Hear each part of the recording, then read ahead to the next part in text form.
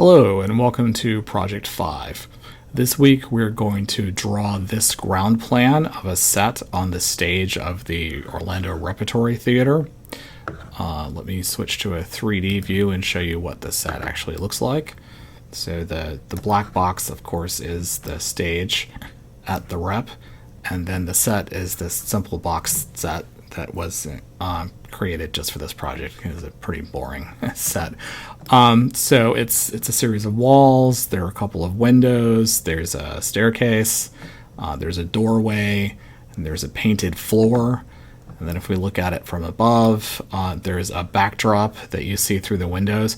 And this is an older version of the project. In the current one that we're working on, I've changed this to a curved backdrop rather than a straight one. But you get the idea. And then there is a black curtain hanging at the back of the stage to sort of mask the things that are above the set. So pretty simple set. If you remember a couple of weeks ago when we first started talking about ground plans, we talked about the fact that ground plans are in fact not an overhead view because you can't see features like the doors and the windows. You can see the windows here a little bit, but that's because we're in perspective. The ground plan is in fact a section or a cutaway view where we cut the set about 4 feet above the floor. So let me switch to a view that shows that. So here's the set that has been cut about 4 feet from the floor, and the top portion of it has been removed. And then if we look at this, the red part is the ground plan. Let me actually go to plan. So you see in plan, you can, with it being cut away, you can actually see where the door is or where the windows are. So this is the set, and this is the drawing that we're going to create from that set.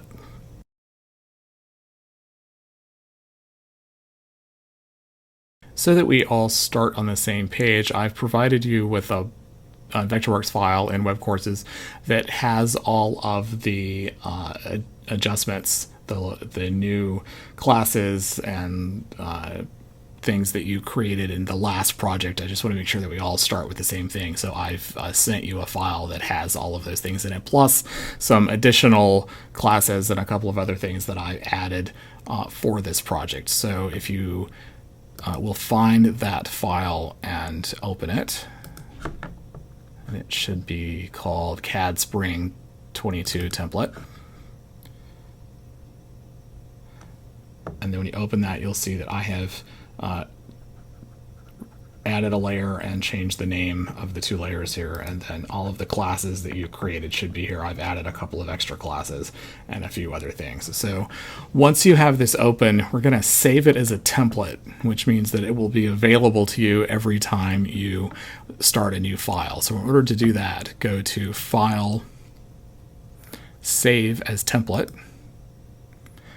and then you can save it as I'm going to call this CAD class Spring 22. Whoops, I'm going to spell spring right, maybe. I'm not actually going to hit save because I've already done this and I don't want two of them, but if you save it as a template in the template folder, and you can really call it anything you want, then when you go to open a new file, if you do File, New, and it will ask you if you want to create a blank document or use a document template, and it will give you a drop down here, and whatever you call this should be in the list. So and once you select it once, it will stay selected. So you click OK, and it will create a new document that has all of the settings in it for you.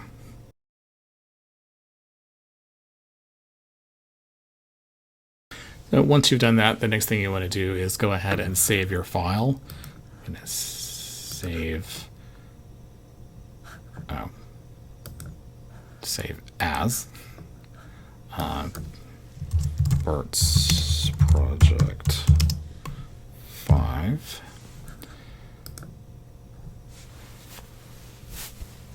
And then the next thing we want to do is to import the plan of the Orlando Rep.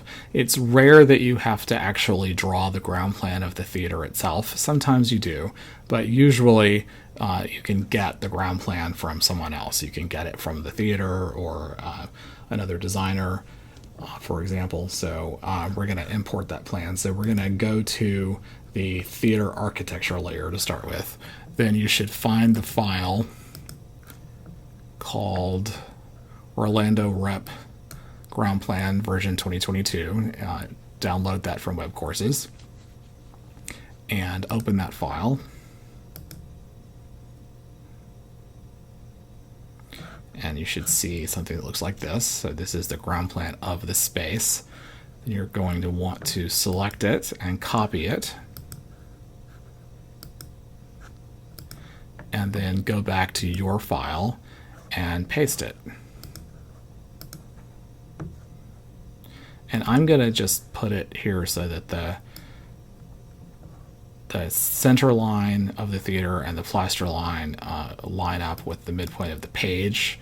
You don't necessarily have to do that, but that's usually a good place to start. So once you've pasted that in, you can go ahead and close the other file. Actually, I'm going to close the variety of files. Maybe I'll leave that one open. So here is the theater. That's the one thing that's going to go on the theater architecture plan. Next, we're going to, the theater architecture layer.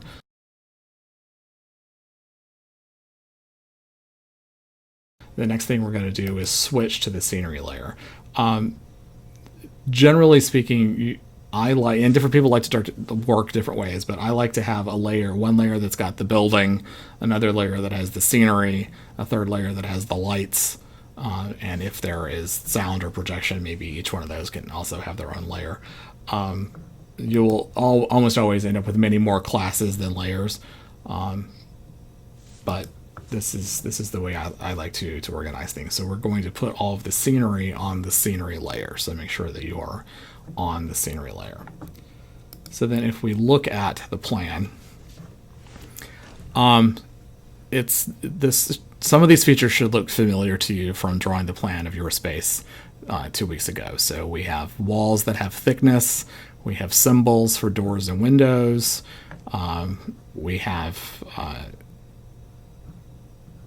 other architectural features. So where do you start when doing something like this? How we're gonna start is by temporarily ignoring the fact that the walls have thickness. We're gonna start by just drawing in the theater the place where the walls go. And we're gonna essentially draw in the front edge of the walls and sort of as a layout. So we're going to lay out where everything goes, and then we're going to go back in and fill in the details, such as the walls having thickness and there being doors and windows and things. So we're going to start with layout.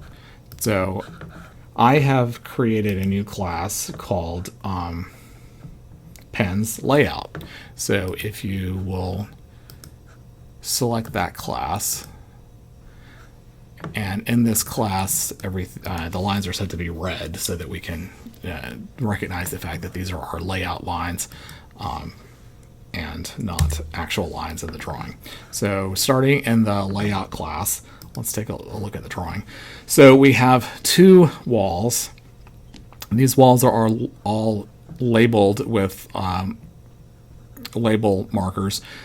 And then at the bottom of the page here, this is not part of the drawing. You should not recreate this. This is not normally on a drawing.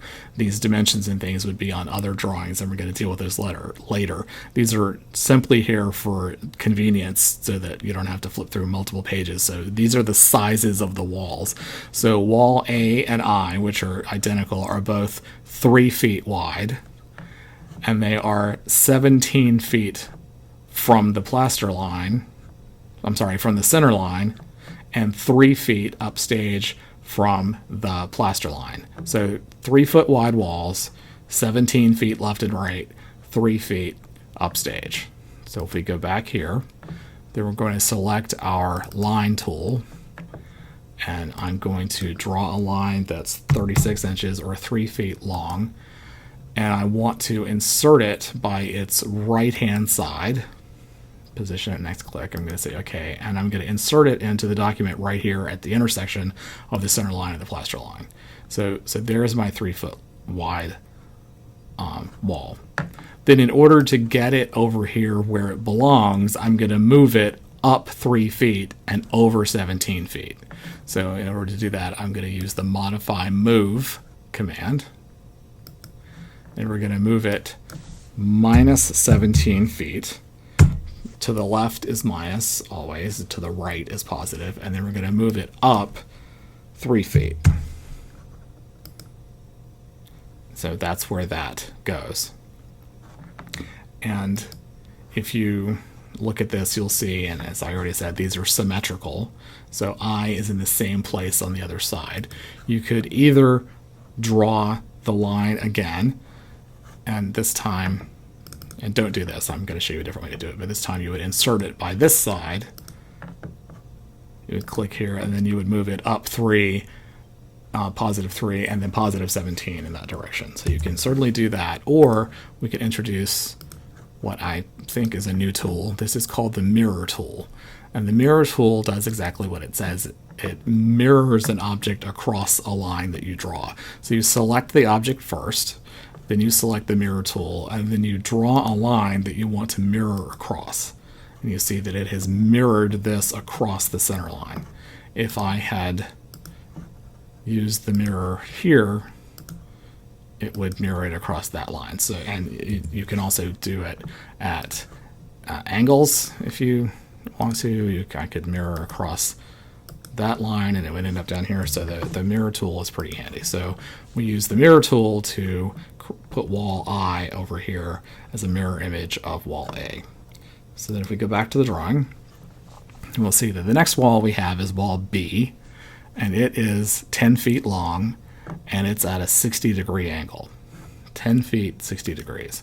So we're going to go back to our line tool, double click, and we're going to draw a line that's, oh man, I'm getting old, I already forgot, 10 feet, 10 feet long.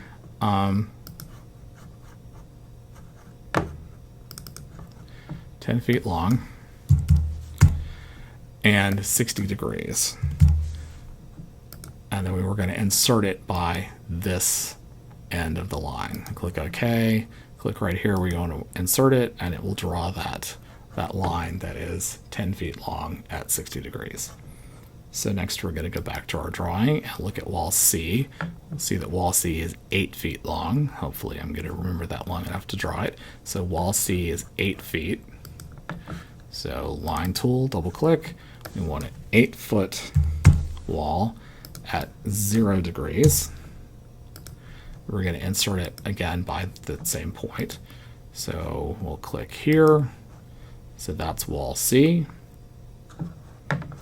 Go back and look at the drawing. Wall D is 2 feet 9 inches. So 2 feet 9 inches.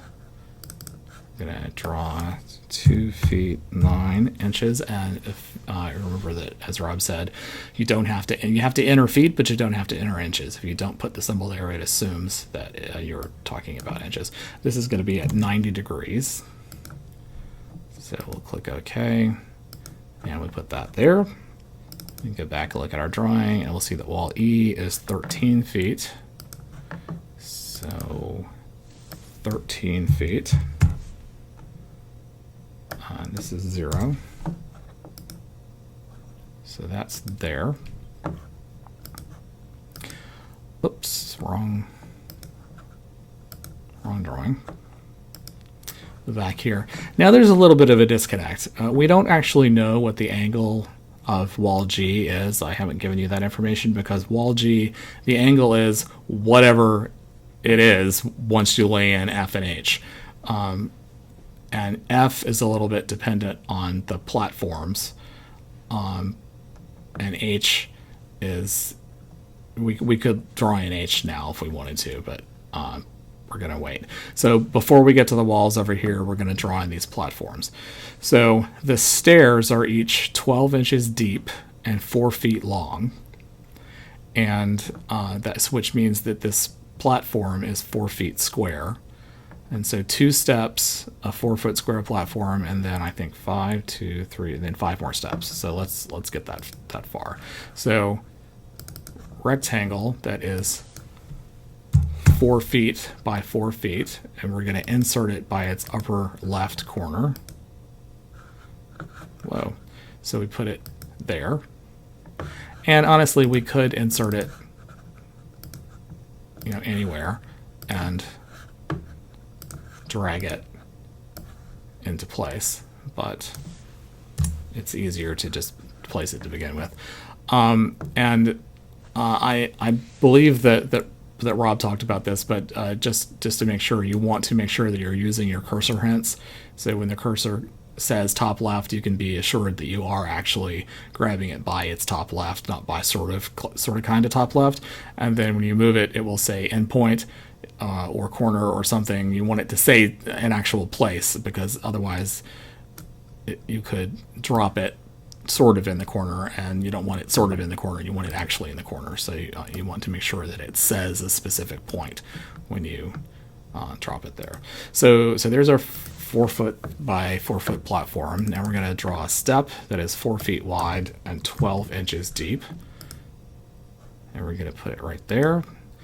And then we can either do that again, or we can duplicate this one. So I'm going to use Command D, Command on a Mac, and Control on a PC.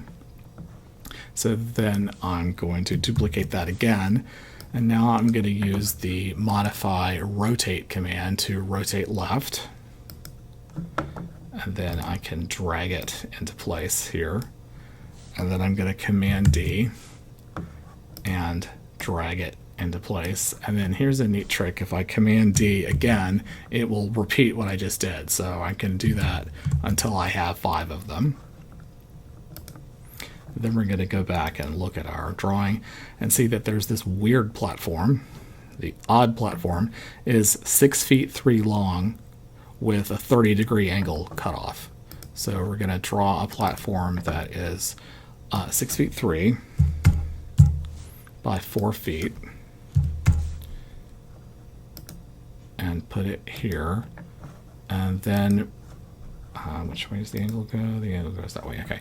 Then we're going to draw a line here. I'm going to hold down Shift to constrain this to be 30 degrees. You can see that my cursor says, the little yellow part of the cursor says 30 degrees.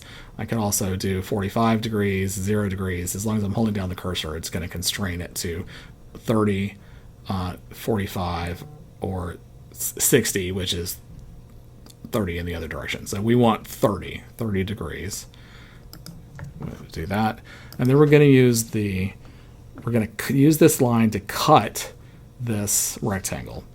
So in order to do that, we're going to select the line and the rectangle and use the modify clip surface command.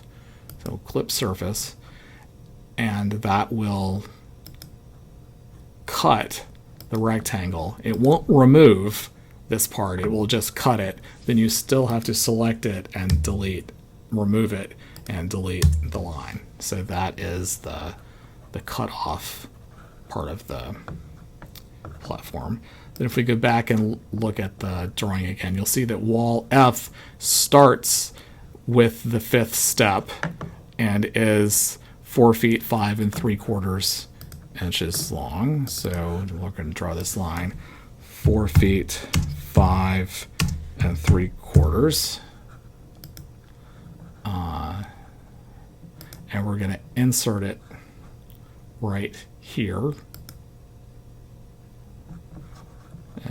Is that right? It sticks off the platform. Is that did I type in 5 feet? I sure did.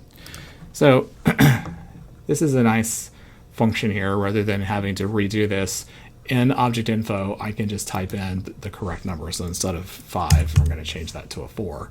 And now it's the right length. It's going to be in the wrong place. So I'm going to have to move it. But so there it is. So there's that wall. Now, you might say, why do you need that line there? You already have a line there. This is sort of merely indicating where this wall is, but there's a trick here that I actually remembered when I drew this for myself yesterday. The red line is indicating the front edge of the walls, and since this wall is sitting against a platform, the red line actually should not be here, because this is the back of the wall. It should actually be here, the front of the wall. And these walls are going to be 3 inches wide. So I'm going to take this line and move it down 3 inches. So modify, move, 0 minus 3. When you use the move command, both fields have to be filled out, even if you're not really using one of them. So if you're not moving in the X direction, you can't just leave it blank. Whoops. It won't take. You have to actually put in 0.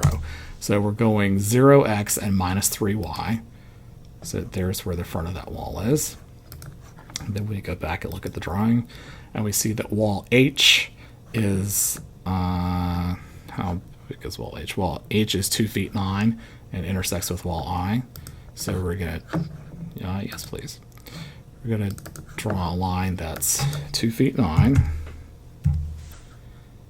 and 90 degrees. We're going to insert it by this point. We're going to put that there. And then we'll see that wall G is 9 feet 7, but we should also see that wall G connects wall F with wall H. So hopefully if we just draw a line from F to H, G will end up being 9 feet 7. Let's see if I've done this right. So if we draw a line from here, you notice I'm making sure that it says endpoint, to here, oh look, 9 feet 7, and about 1/8 of an inch, but that's close enough, so 9 feet 7. So there is that wall. Let's go back and look at our drawing. So wall J and K we're going to draw after we draw the doors in, because where J is in the center of this portion of the wall after we've drawn the door. And we'll do the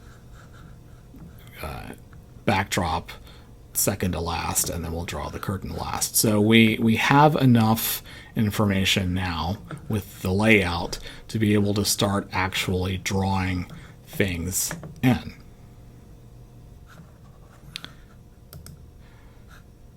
The next thing I'm going to do is group all of the red lines together, because eventually we're going to want to delete the red lines. We're just using those as layout. But before I do that, I'm going to draw a random red line over here, and I'm going to make that part of the group. And this is a trick that I've frequently used when I'm doing layout lines. In order to be able to delete these lines later, we're going to have to be able to grab them, and they're going to be under other things. So the easiest way to grab them is to just put a line over here that's not going to be under anything and make it part of the group. So I'm going to click and drag over all of these and either modify group or Command G to create a group. And now I can select these by clicking over here on this one. So there's a little tip/trick. If you know that you're going to need to get a hold of something later and it's going to be lost in a jungle of other lines, you can just create yourself basically a handle and make it part of the group.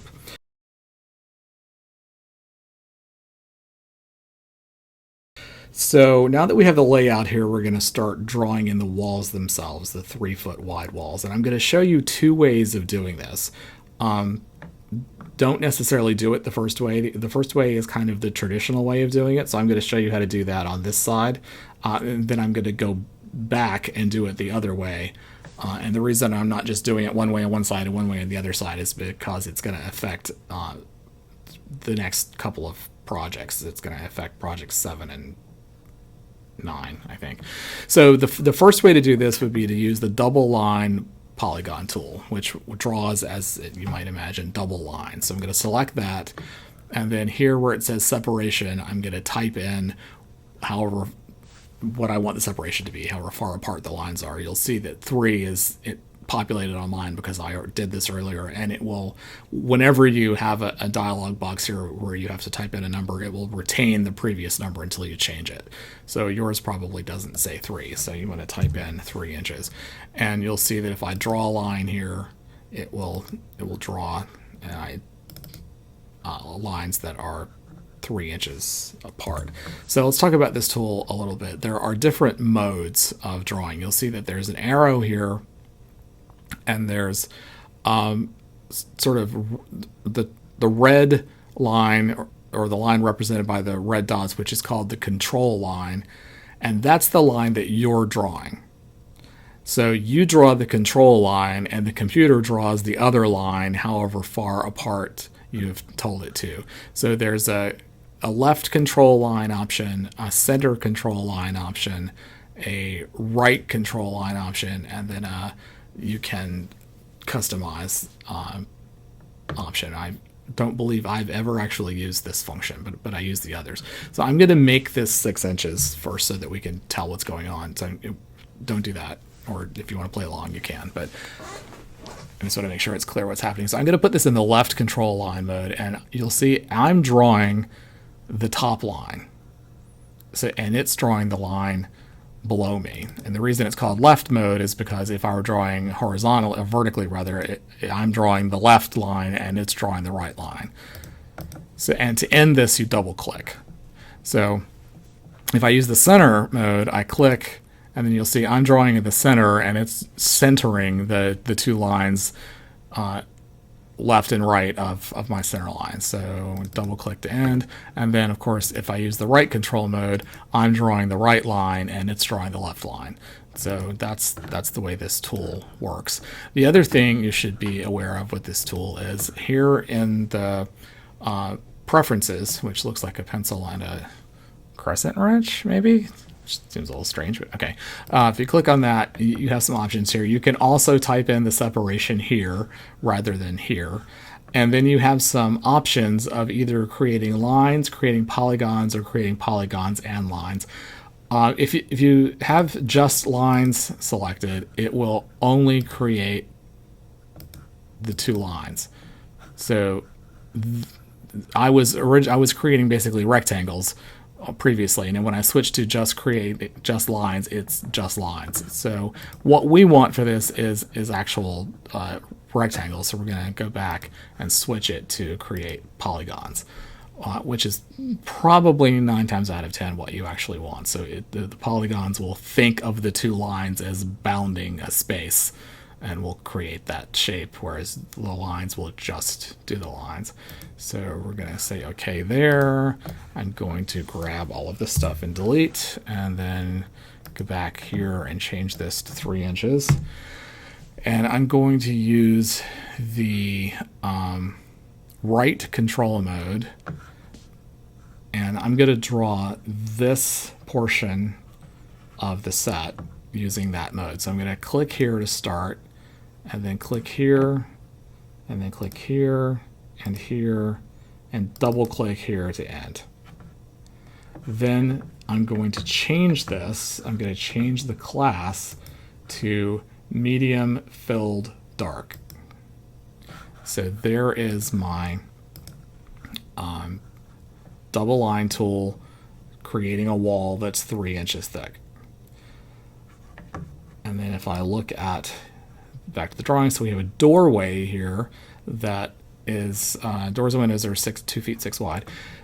It doesn't specify where the door is, and it looks like it's in the center of the wall, so we're going to assume that it is in fact in the center of the wall. So in order to create that doorway, I'm going to draw a rectangle that is 2 feet 6 by 3 inches. And there are a couple of different ways that I can put this at an angle. I can type in an angle here. I don't know what this angle is, so I'm actually just going to say okay. And I'm going to place this here. Then I'm going to use the rotation tool. And the rotation tool works like this. You select the object first, then you select the rotation tool, and then it's kind of like a door. You click first where the hinge is, and then you click again where the handle is, and then you rotate the object as if you're opening or closing a door. So I'm going to rotate it so that it lines up so it's the same angle as the wall. And then I want to put this in the center. Oh, don't grab the whole wall like I did. Command Z, undo. I'm going to grab the red. It's a little tricky. I'm going to grab the red rectangle and move it out of the way. And then I'm going to use the cursor hints. So here it says center. I want to find, and actually what I want is the bottom center. I'm going to find the center, there it is, midpoint of this wall. So I want to line up the bottom center of this with the midpoint of the wall. So I'm going to grab this by bottom center and put it on midpoint there. And then I can select both of these things and use the clip surface command that we used up here. So both objects selected, and I can tell I have both selected because it says to here. Modify clip surface. So that cuts this portion away from this. This red line is still here because it's the layout line, but so I'm going to put this back, and then I can change this layout to thin dash, and there's my dash line for the door. And I also would want to set this to have no fill. And once I get rid of the red line, that's what the door is going to look like.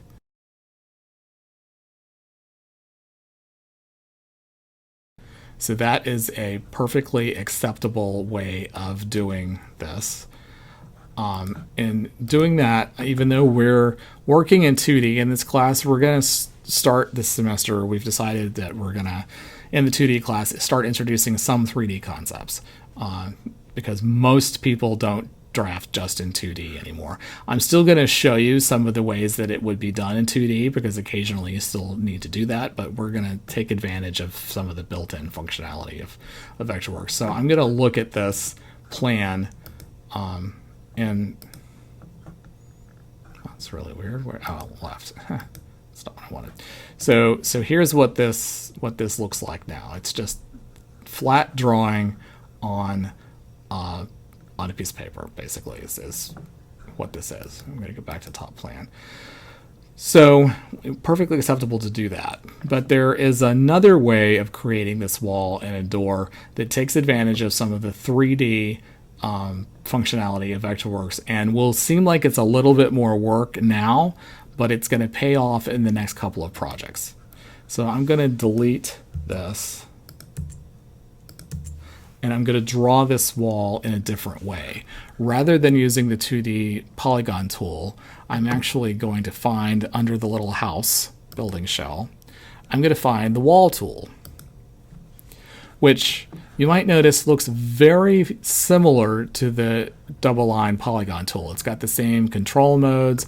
It has the same, actually it doesn't have separation here. In order to get to separation, you have to click on preferences. And here it's called overall thickness, but it is basically separation. So I'm gonna make the overall thickness 3 inches. I'm gonna click OK. And I'm going to do exactly the same thing I did before with the double line polygon tool. I'm going to click here, and here, and here, and here, and double click there. And then I'm going to go back and change my class to medium filled dark. Yes, and it looks exactly the same as it did before. And so you might ask, hey Bert, if it's exactly the same, why'd you do that? And here is why. Because now if I look at this in 3D, it has actually drawn a wall. And I'm going to be able to, rather than drawing a door, I'm going to be able to use a door tool to actually insert a door into this wall. So this is going to take a little bit more work doing the ground plan, but in 2 weeks when I want to draw what this wall looks like from the front, I'm going to have a big head start because I'm already going to have a 3D version of it.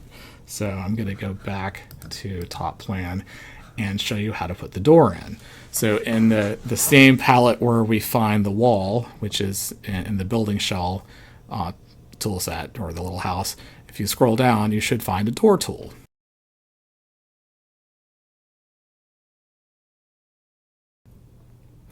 double click on the door tool, and you'll get this very long dialog box where you can enter all sorts of information about the door.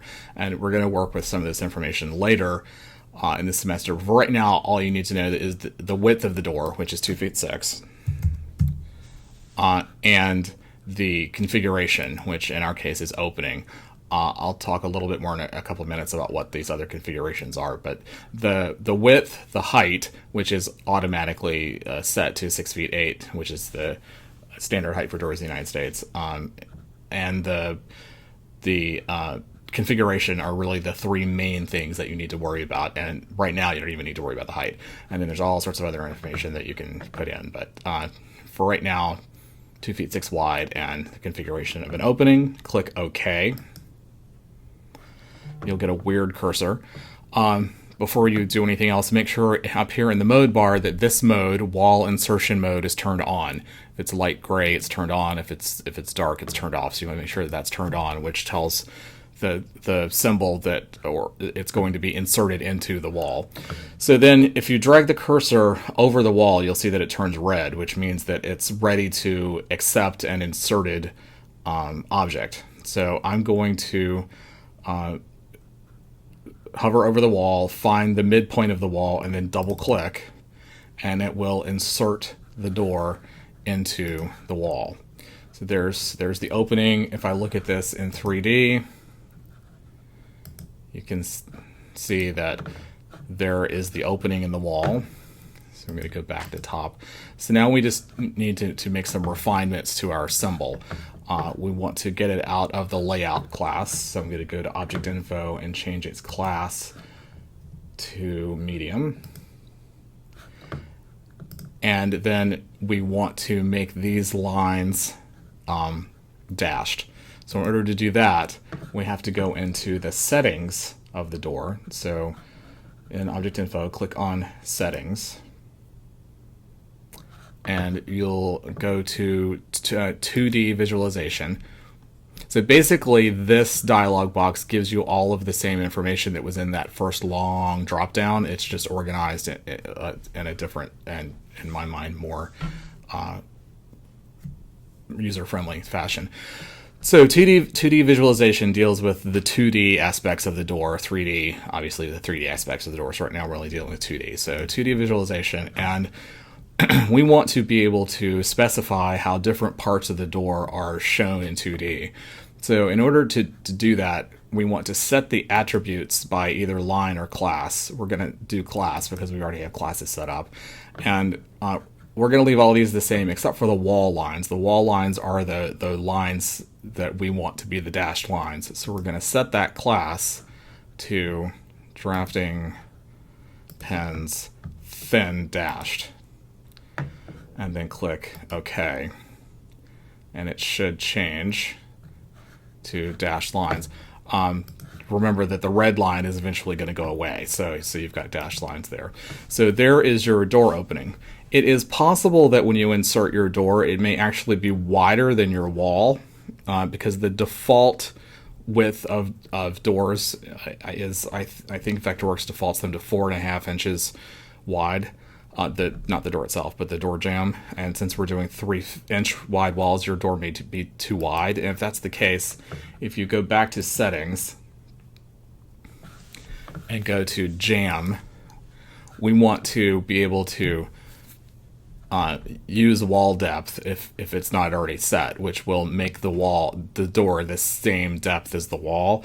You'll notice that this isn't an option here. It's grayed out. That's because this door is using a style.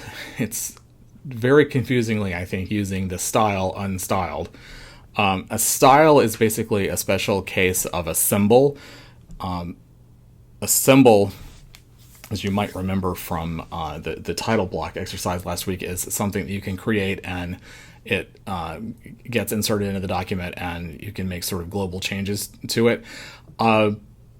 A style is a symbol that has some parts that are always the same, but some parts that are individually changeable. So this style, the unstyled style, has these things already set. So in order to change it, we would have to edit the style. But instead of doing that, we're just going to convert to unstyled.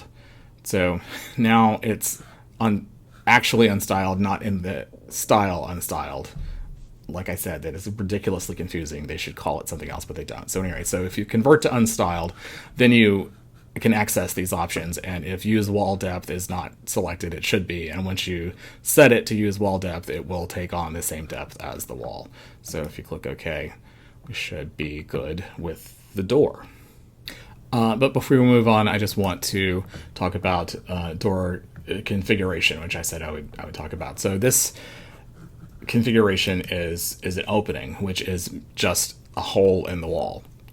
A cased opening is a hole that has basically a frame around it. And then the rest of these are doors that actually have doors. The common one is the swing door. This is going to be familiar from a couple weeks ago. So this is a door with a door swing. So this is a normal door. You have some other options of you can have sliding doors. You can have pocket doors. There are all sorts of options here. The folding door is that sort of accordion door that many people have on their closets, where it's got like two, usually they're four small doors, two on either side that sort of fold up. So that's a folding door. If you happen to need a barn door, we've got that. So that's how you set the configuration of the door, which you're going to need later in another project. But for right now, we're setting our door to just opening, which is really just an arch.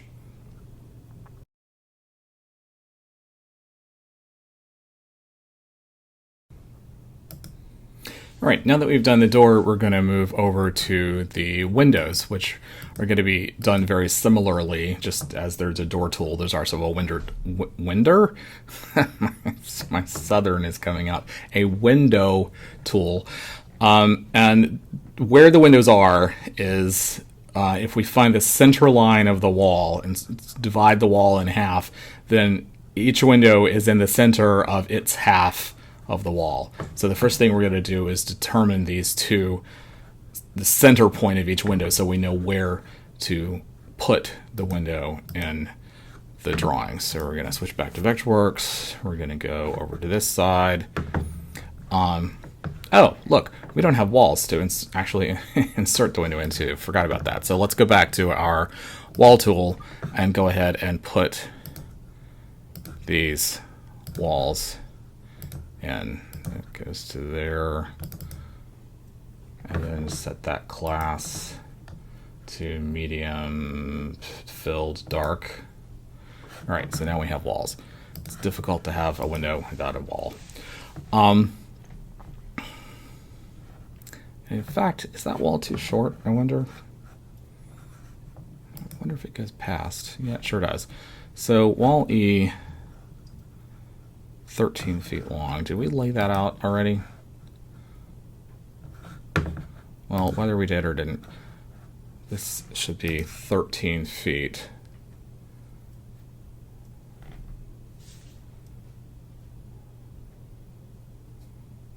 Okay, so yeah, we did. There was already an endpoint there.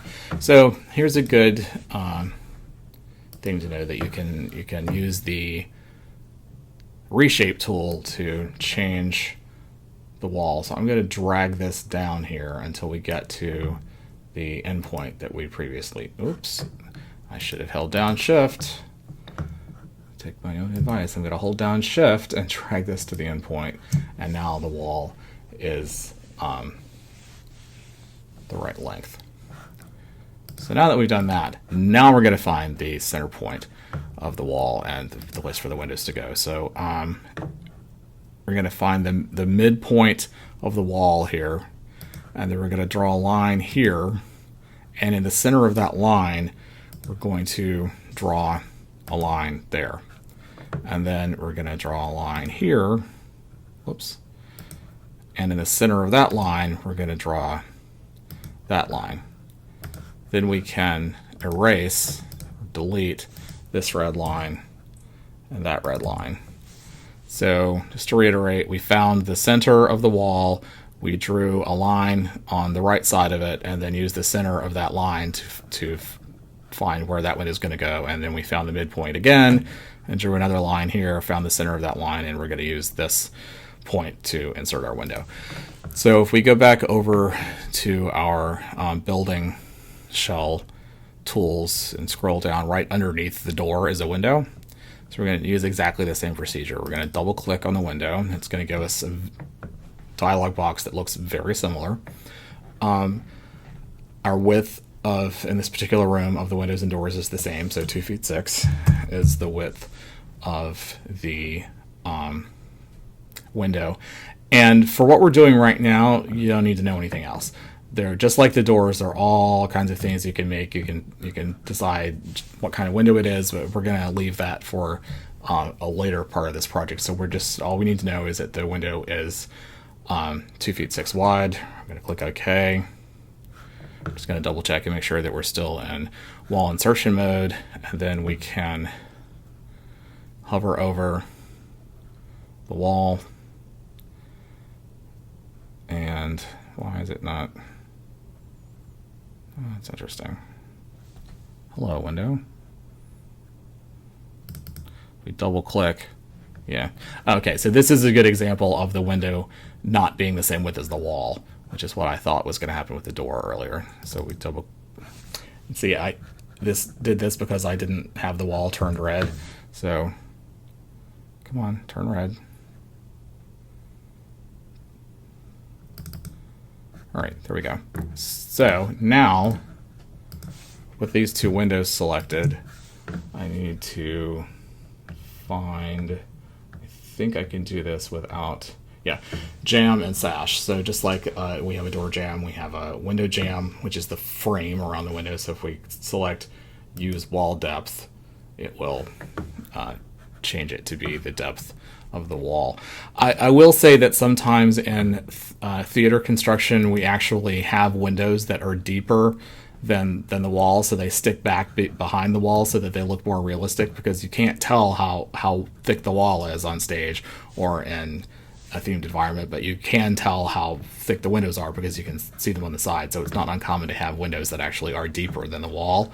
But we're not going to worry about that in this particular drafting. So now I can delete those two lines, and then we're going to set these two walls to the medium line. And there's one last adjustment we're going to make, just like the door where we had to adjust the dash line. Technically speaking, these little rectangles, which are the frame of the window glass itself, should be dark the same way that the walls are, because they are in fact being cut through in the section. So we can adjust that by doing the same thing we did with the door. So if you select both of those and go to settings and go to I think we want 2D visualization. Yes, we do. Okay, and then set attributes by class again, and then set the sash to drafting pens, medium filled dark. That will change. Technically speaking, these little rectangles should also be dark because they're also being cut through, but they are unfortunately considered part of they are part of the jamb. And if you set the jamb to be dark, it darkens in the whole thing, which we don't actually want. So we're gonna not do that. Oops, I guess I'll just put this back to medium. Okay, and so that should have, it takes a minute for it to think, but that should have darkened in our sash. So there we have the windows.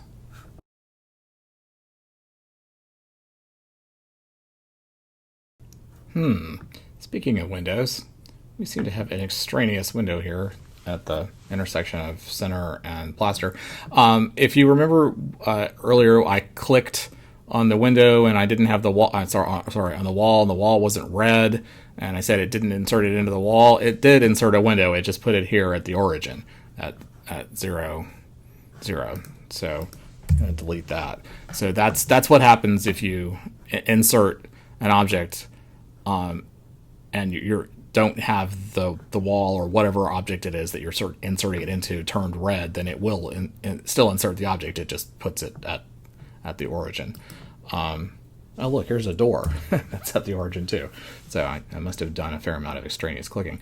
Okay, so now we have the walls, the doorway, most of the walls. We've got one more wall to put in, two more walls, and the windows. So we're going to go ahead and draw in the stairs here. So there are a couple things we can do. We've already laid this out. We've already drawn it once. We can draw over it because remember we're going to delete these red lines, or we could just do this. We're going to double click on our group, and we're going to select. Remember, there's a wall here, so we're going to select that and delete it. Then we're going to select all of our stairway parts, and we're going to cut them. Edit, cut. Then we're going to exit group, and then we're going to do a special paste. Edit, paste in place. We're going to put them right back where they were. So they're not part of our layout group anymore. So then we can just take them and change their pen to medium filled light, and there we have our stairs. And this is a good time for me to talk about drafting conventions. The standard for drawing something that's not being cut through has always been it's just white. I and many other people think that and that's because when we were drawing these things by hand, darkening things in was time consuming and difficult because you had to draw hatches, or you had to darken them in or whatever. So anything that didn't need to have any sort of shading or color or gray or whatever in hand drafting didn't, because it was super time consuming. But now that we actually have the ability to, with just a click, fill something in, many of us feel like it's clearer that if there's something actually there, it should have some color or gray to it, so that you can tell the difference between the page and the object. So I sort of default to, whenever I'm drafting anything, filling it in with a little bit of gray so that you can distinguish between the object and the page. But other people don't subscribe to that. Other people would say that it should all be white. So it's sort of personal preference. So if you're for some reason a drafting traditionalist, feel free to build these with solid white if you want to, and they would look like that. But I'm going to set them to gray.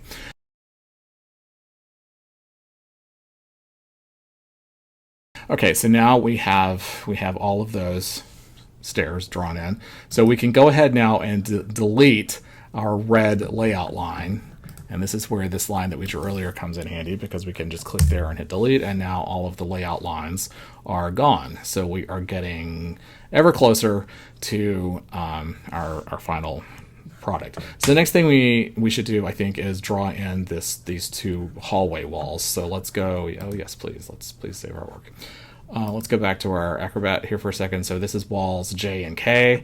J is 3 feet 9 and K is 8 feet. So back to here, I'm going to do another two layout lines. So J, which is 3 feet 9, is in the center of this wall. So it is. I'm not going to double click and draw a 3 foot 9 wall at a particular angle, because I don't really know what this angle is. It's a weird angle. I could figure it out. So instead, what I'm going to do is click here and then rely on the program to let me know when I'm drawing perpendicular to this wall. So now I'm drawing perpendicular. Then I'm going to hit Tab, which will let me type in a length. So 3 feet 9, return,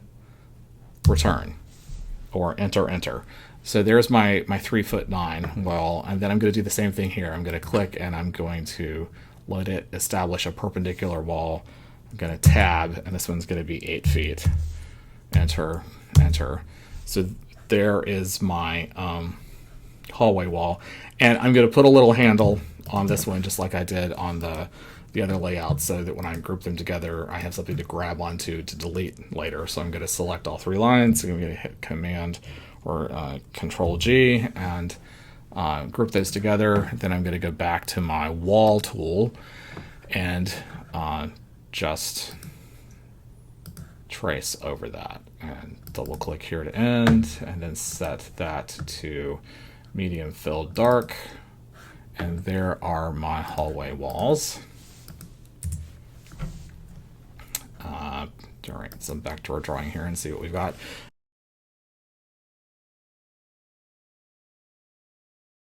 Okay, so we have, what do we have left? We need to do the line that represents the edge of the painted floor. We need to do the backdrop, and we need to do the full stage black in the back. So let's do the painted floor next. So the painted floor looks like this. We're gonna draw a line that goes from here. I'm holding down Shift to make sure that it's straight to the corner of the set to the plaster line. No, I don't want to sign into Zoom. We're going to do the same thing over here, and then we're going to draw a line from here to the edge of the stage here. So this is going to be the edge of our paint lines for the set. Then I'm going to select all 3 of these and set them to the medium pen. All right, so there's that. The next thing we're going to do is draw in the backdrop. So here's a little lesson in masking. So in order to determine where this goes, I want to make sure that it covers all of the area that the audience can see. And that's where these 2 symbols come in. These 2 symbols are what are called the extreme seats. This is the seat at the very end of the first row. This is as far out as the audience goes. So these are sort of the worst seats in terms of sight lines. The closer you are to center in a theater, usually the less you can see off stage. The further you are off to the side, the more you can see off stage. So we're gonna take just a minute and look at some sight lines and determine where it is exactly the audience can see through these windows. So if we go back to here, if we imagine we're sitting in this seat, we're going to draw a line through this window, which will let us know that if we ignore the fact there's a gaping hole right here, which will probably be dealt with with a curtain or something, someone in the audience can see this way, but can't see this way because the wall is black. So you can't see this side of the line, but you can see that side of the line. So I'm going to do that for both sides of the window. So this is sort of the cone that someone in the extreme seat can see through. And you can see if I move to center, though, you can see more of it that way, but less of it in that direction. So I'm going to go now to the other extreme seat and see that, except for the fact the proscenium's in the way, but we're going to cheat, that this person could theoretically see all the way to there, and then if you move over a seat, they could see, actually, yeah, that's as far as they can see. So we pretty much need a backdrop that covers from here to here. So what we're going to do is create a curved backdrop that goes sort of like this. So I am going to draw a line here that's on top of the wall that's 10 feet long, and I'm going to just sort of arbitrarily move it back here so that it's about there, and then I'm going to draw a line perpendicularly to that line, which, I don't know, let's say it goes to here. And then I'm going to grab both of these and sort of adjust it a little bit so that it's more like that. I'm going to delete all of these. And then I'm going to use the fillet tool to create a round here. So select the fillet tool. I'm going to give it a radius. In this case, I'm going to give it a radius of 4 feet. Then I'm going to click here, and I'm going to click there, and it's going to round that off. I should point out the different modes of the radius tool. So the first, the standard mode will, if you click here and you click here, it will create the arc, but it will leave the lines. So we don't want that. This second mode will create the arc and cut the lines, but still leave them there. I've yet to figure out in 20 years of drafting why anyone would want to do that. Because if you're going to cut them, clearly you're going to want to get rid of them, right? So that's the third mode. It will draw the arc, it will cut the lines, and it will delete them. So 9 times out of 10, the third mode here, the trim mode, is the mode that you actually want. So then I'm going to select all of these 3 individual elements, and I'm going to turn them into one continuous line. I don't necessarily have to do this right now for this. I could just leave the 3 lines there, but it may come in handy later. So in order to do that, I'm going to introduce a new command, modify compose. So add surface is if you want to add 2 shapes together to create a third shape that incorporates the 2 or more shapes. Compose does the same thing with lines. If you have lines that are continuous and touch each other and compose them, then it will turn that into one continuous. Now, as you can see, it says polyline. It's one continuous line rather than 3 line segments. So then I'm going to set this to medium. And I don't want the fill in this particular case. So there's that. Some of you who are technically minded may be asking, what's holding this backdrop up? I don't know. That's somebody else's problem. We are drawing design plans here. We are not drawing construction plans.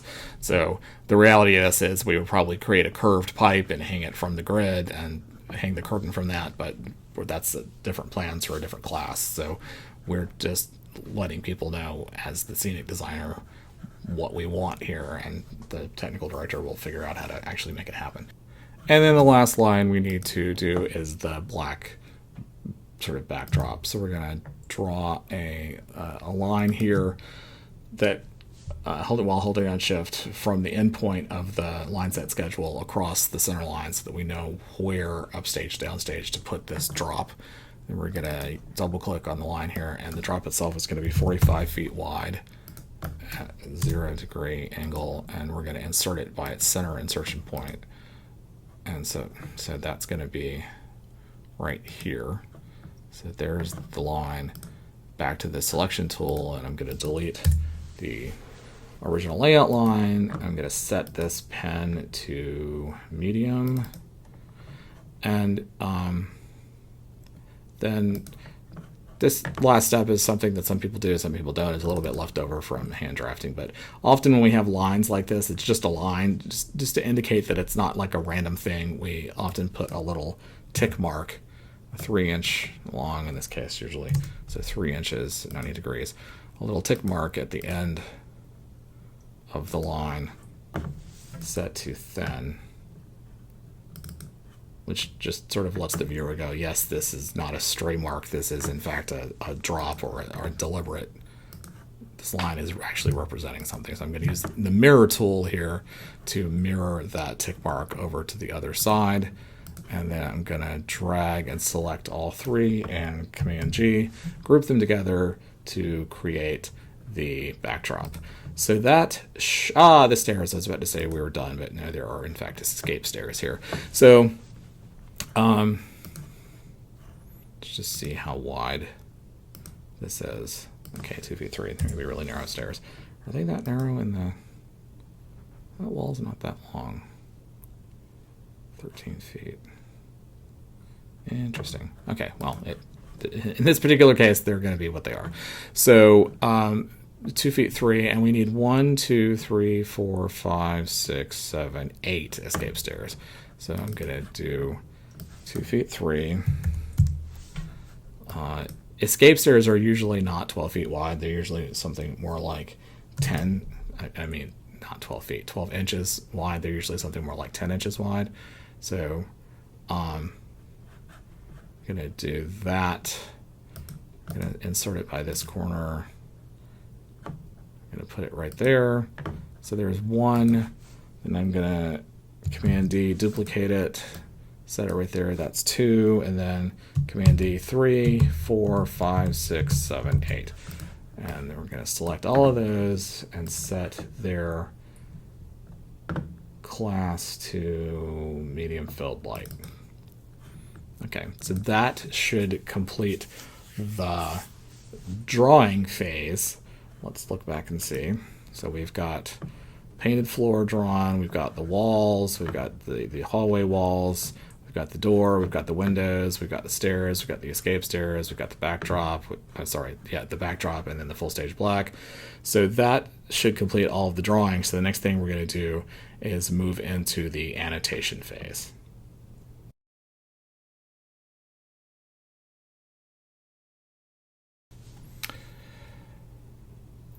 So the annotations are all of the dimensions and the notes and everything that's not the actual drawing. So in order to do that, we are going to first create a viewport, because the best practice is not to do those things on the actual drawing, but to do them on inside a viewport on a sheet layer, because you may want to use this ground plan or any other drawing for another purpose. You may, for instance, want to use this drawing of the ground plan with all the dimensions on it to send to the scene shop, but you might want to have a version of it that doesn't have all that clutter on it to send to the director or to the stage manager. Or you might want to zoom in on this and create a detailed drawing of the stairs or something, and you might not want the same information on it for that drawing that you want for the large drawing. You usually want to do the drawing without all the dimensions and things on it. Do the dimensions and the annotations so that you can have the drawing available to do different versions of it. So in order to do that, we're going to create a viewport.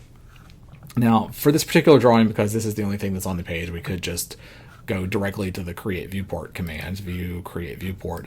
But I will often, in other projects, we want to control what we're viewporting. So I'm going to draw a rectangle. And now with that selected, now go to view create viewport, and it's going to ask me, hey, this rectangle you drew, do you want to use this as the object, as the crop, which is the frame of the viewport? And yes, I do. So I'm going to say yes. And then it's going to ask me where I want to put this viewport. So we're going to want to put it on your 18 by 24 inch layer that you have previously created in Project 4. So we're going to say create on layer 18 by 24, click OK, and it'll think for a minute, and then it will put it on your 18 by 24 inch layer. I'm going to slide it over just a touch. So this orange rectangle is the viewport crop.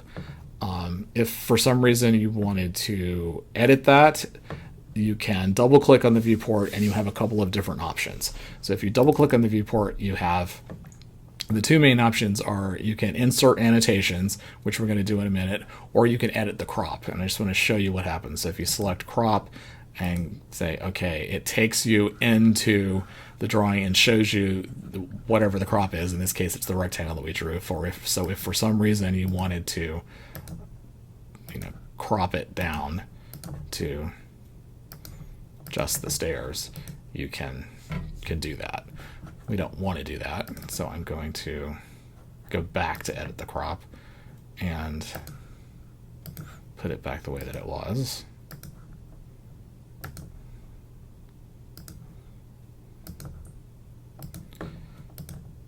What I do want to do is add annotations to it. So it's the same double click process. We're going to double click.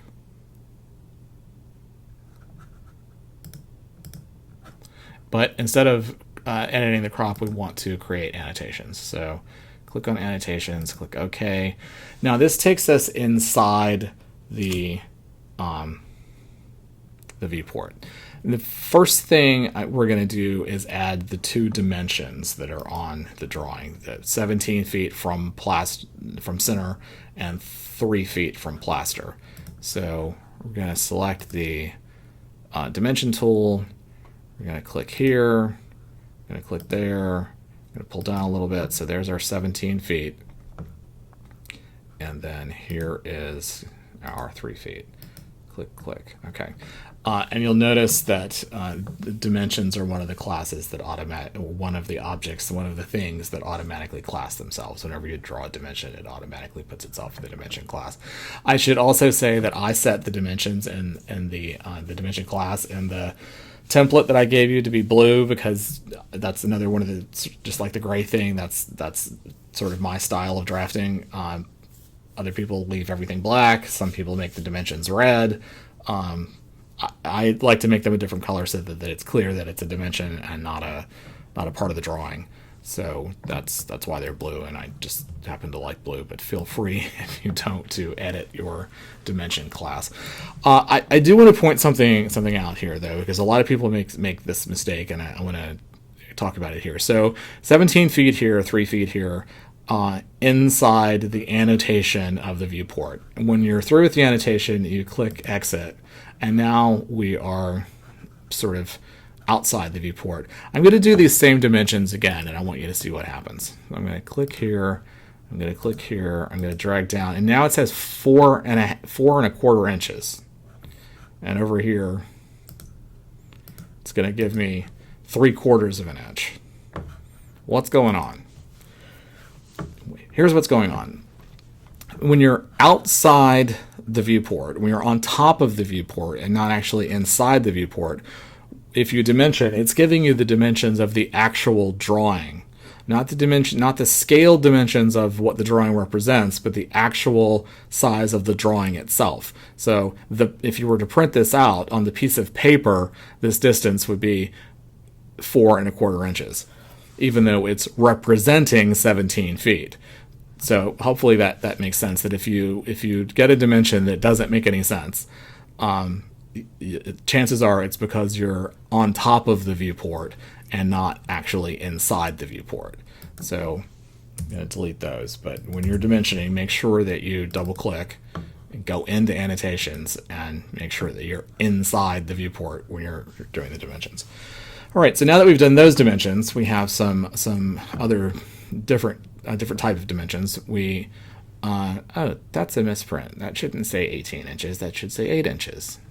I will fix that before I put it into WebCourses. So we're gonna put the height of the stairs. So the way that's normally done is by just using a number, a plus if it goes up, and if the stairs happen to go down, it would be a minus. But these are all 8-inch stairs, so 8, 16, 24. So I'm going to go back here. Now, because I'm not using the dimension tool, I'm going to go ahead and put myself in the dimension class to do this, so that my text takes on the graphic attributes of the dimension class, and I'm going to set my font size to 10. Because I previously discovered that if it's any bigger than that, it doesn't fit on the stairs. So text tool, click. I'm going to type plus 8 inches.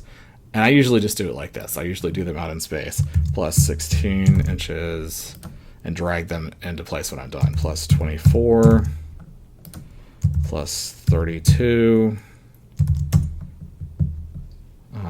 plus 40, plus 48. Forgot the inches mark here.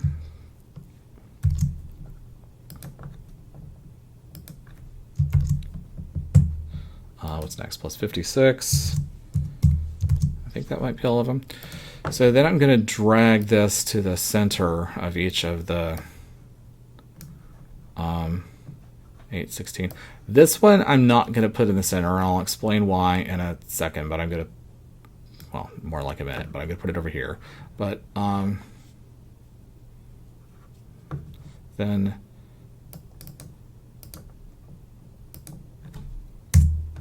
going to put these on the stairs, and I'm going to start to discover that they don't really fit, so I'm going to turn all of these sideways. Modify, rotate, left.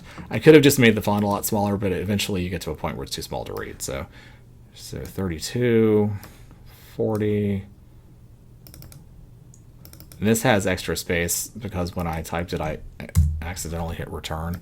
So I'm getting rid of the returns. 48, 56. I'm going to duplicate that. So next that would be 64.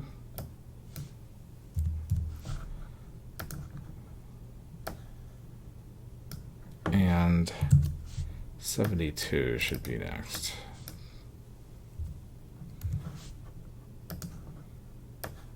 I'll put that, and we can actually turn this one back. Come on, rotate. There we go. We can turn that one back. And then we're going to select all of these and set their fill to none so that it looks like that.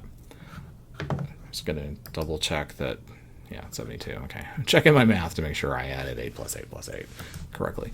So that's the height of the stairs.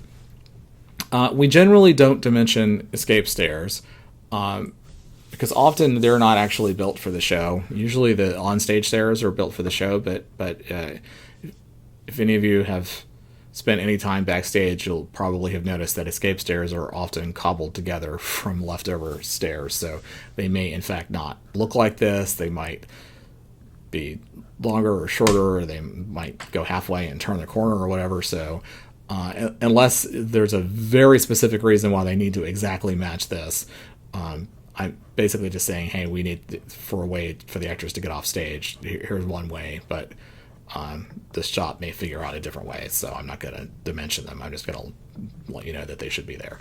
So those are all of the dimensions. So if we go back here, we should see some of the other annotations are these wall labels. So these are what are called wall markers, and these do two things. These label the walls. So this is wall A, this is wall B, this is wall C, but they also give us some information about another drawing. What this really is the symbol for a section or an elevation, really. So this is telling me that on another page somewhere, there's going to be a drawing of wall A looking at the wall from this direction. So I'm going to be looking at the front of the wall, and there's going to be a drawing of wall B looking at it from this direction.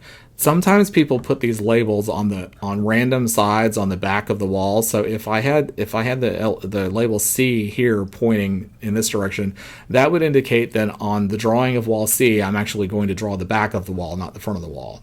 Which you do in fact do sometimes for the construction drawings. Often you do draw the back of the wall, but the label, all of our labels should be facing the front of the wall, because the drawings that we're going to do of the walls in a future project are going to be of the fronts of the walls, not of the backs of the walls.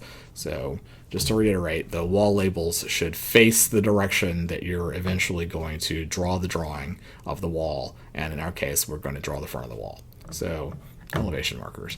So the elevation markers come from the Dimensions and Notes tool set. And these are called, and they call them reference markers. So if you double click on reference markers, you're going to get this dialog box. And so right now we're not going to change anything. We're going to just click OK, and we're going to enter this. And now we're going to give it pick one of the styles, because there are a variety of different types of reference markers.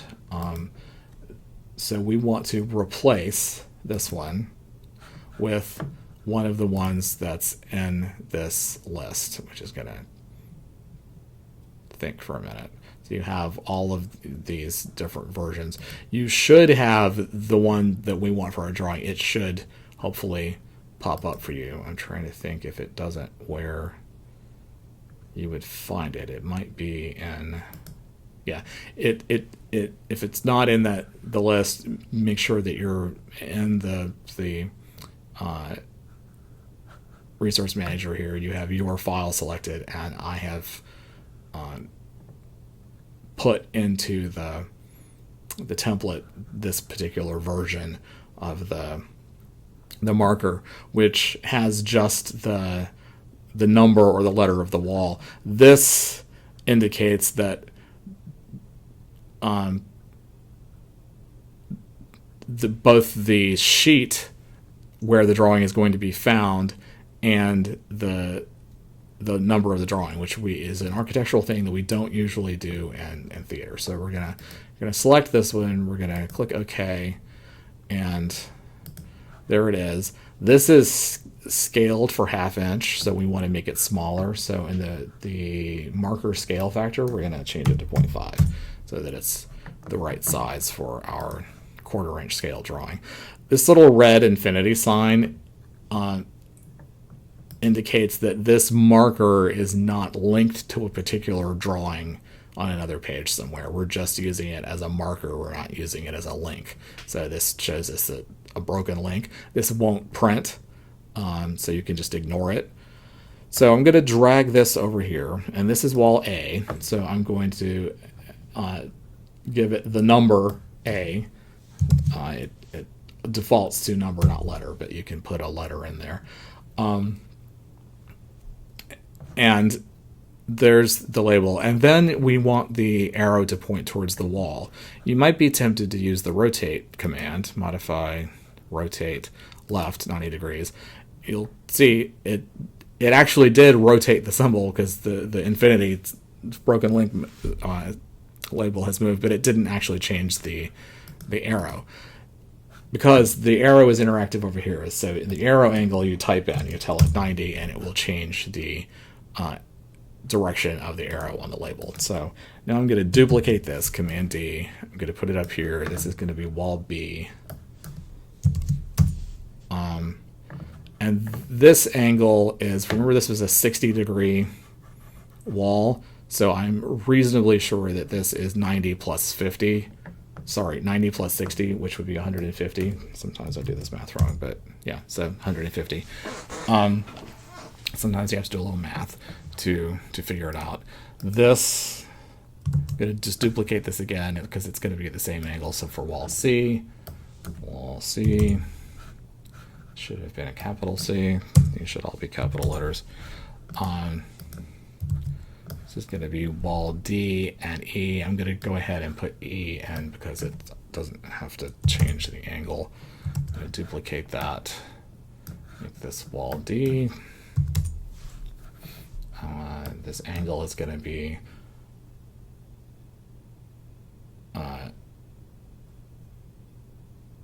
180, right? 90 plus 90, yeah. Is that, yeah, F, G, H, I, J, and K. Okay, so I'm going to duplicate this. This is wall F.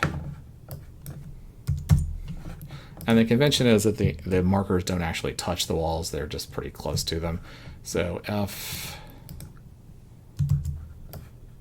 G. And here's the interesting case that I don't know what the angle of this wall is. It's that weird wall. So I'm just going to draw a line here and see that it says that the angle is minus 27 degrees. Let's see if that works. Nope. But I bet if I add 90 to that, so I'm going to do plus 90. Yep. So hopefully that geometry makes sense. So once again, I measured the or gauged the angle by drawing this line here and looking at the angle of it. I wonder if I had drawn that line in the other direction. 152. Let's see. 63. No. So it's the angle from, I think we're probably looking at this angle. I'm sort of digressing here for a moment. I'm just curious to see what. All right, so that is 27.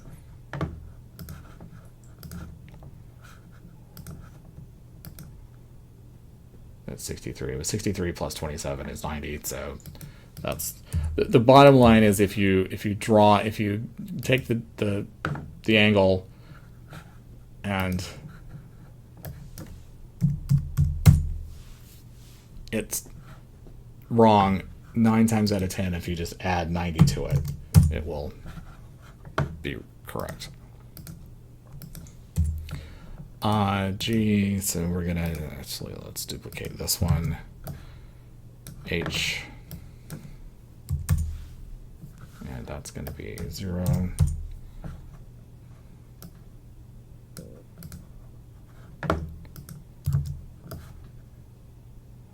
I,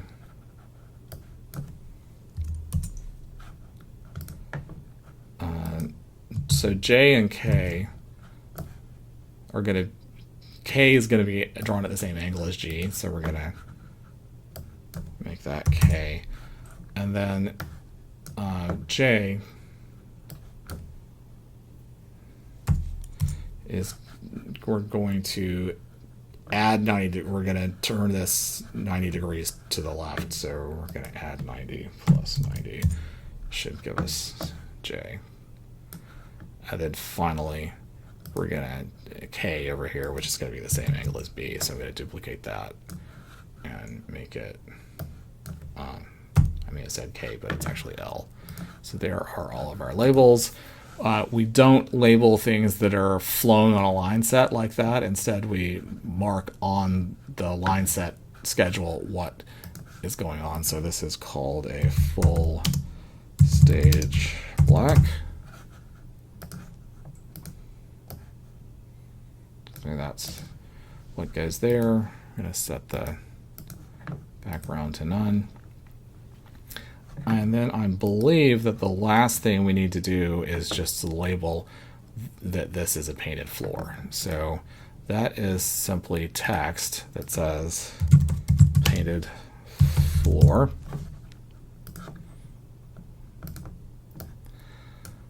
With these,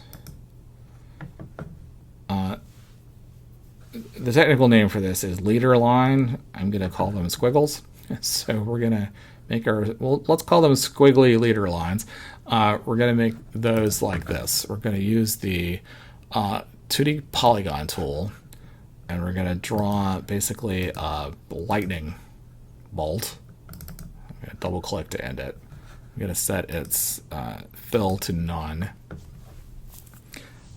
I'm going to, I guarantee, put the arrow on the wrong end because I always put it on the wrong end first. But in order to put the arrow on it, you click here, and oh wow, I did. Wow, that's shocking. I almost always do it on the wrong end first.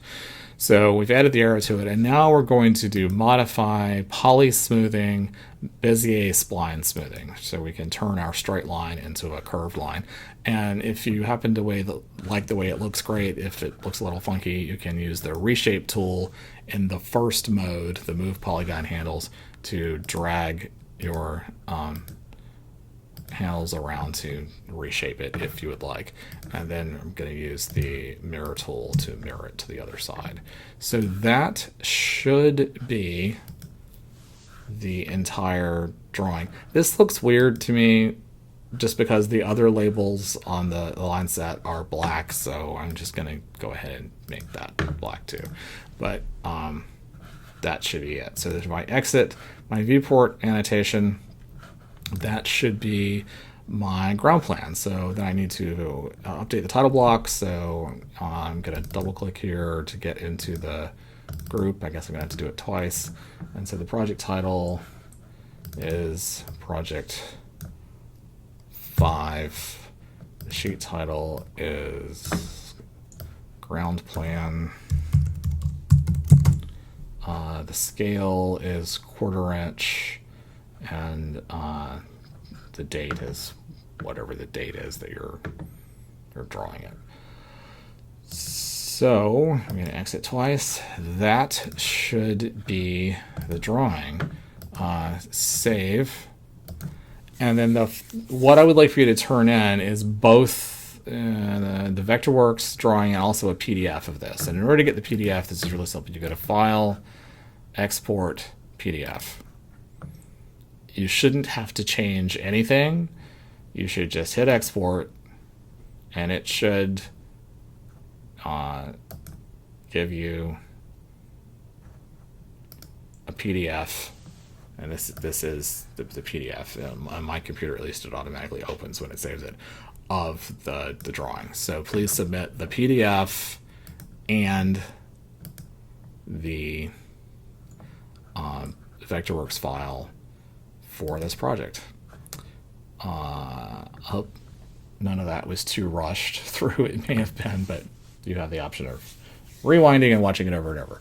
So if you have any questions, please feel free to email or text, and I will do my best to answer them. And good luck with drawing your ground plan.